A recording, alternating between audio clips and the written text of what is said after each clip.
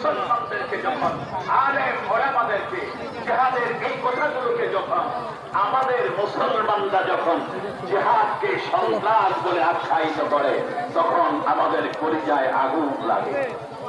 কথা বলে ঠিক করে বলে তখন আমাদের কলিজায় আগুন লাগে।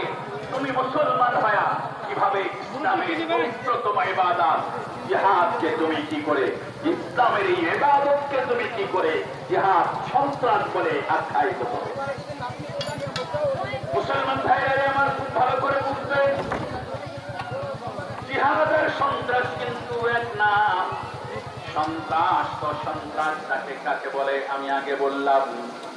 আর জিহাদ এটা শুধুমাত্র সন্ত্রাসীদেরকে দমন করার জন্য উত্তম হাতিয়ার তা না, বরং জিহাদ হলো